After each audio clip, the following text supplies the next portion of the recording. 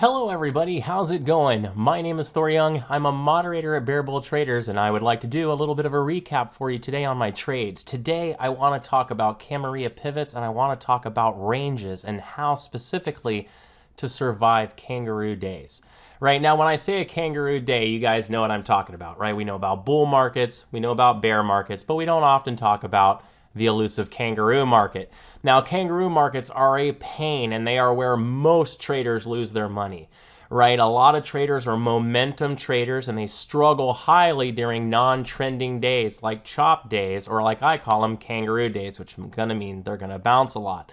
Now, fortunately, using the Camarilla system, we have a way to get around this, and I've done a couple of trades on the SPY to show this to you, and I'm going to get into that right now. Before I do so, do me a favor, like that channel, comment, ring that bell. You know how it works. Thanks.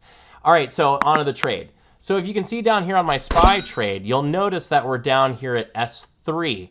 Now, S3 is our support 3 level, and if you're using the Camarilla pivot strategies, this is one of our principal buying levels on what we like to call a Kangaroo day. Now, we actually do have an entire sheet that we actually utilize for this, and it's our 2-day pivot relation sheet you can see here. So this actually allows us to dial into which plays we're going to be using on which days. If you want to learn more how to use this sheet, come over by Bear Bull Traders. We'll go ahead and give you a rundown on how to get through it. But basically what this sheet does is it allows you to wait for the proper extensions of ranges before you get into trades. So as you can see, as SPY sold off today, notice on my smaller charts, you can see Qs have chopped today, XLE has been on a slight downtrend today, and SPY is chopped today.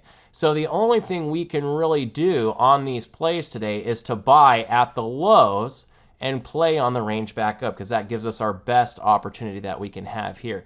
You can see we bottomed out on S3 before, and then we came up here and we made a new high above S2, so I longed. In this instance, I used the previous day's low as my tipping point as a stop to see if I was going to go out. Got a great partial, 2 stops, and then I tried using previous day's close as an add point, which did not work, so I stopped out.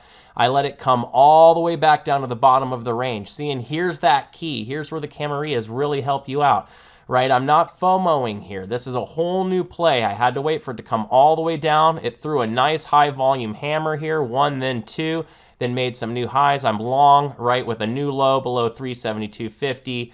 Got a nice push and a couple of partials here, and now I'm hanging on. If I stop out again, same thing. We'll wait for it to hit here. Right now, we have no bid to the downside on our order book, but if our bid loads up on our order book, we'll stop looking at this thing and we'll actually get out of it. It's not a short at S3 because it's too likely to be bought up, so we'll actually get away from it since it won't be performing very well. But for right now, we're going to keep an eye on it. And that is how we do our S3 to R3 traverse here, and that's how we use our basic pivot plays. I told you guys I'm going to be bringing you more live trades like this as often as possible. I hope you enjoyed it. As always, I hope you had a great day. Keep it green. Thanks.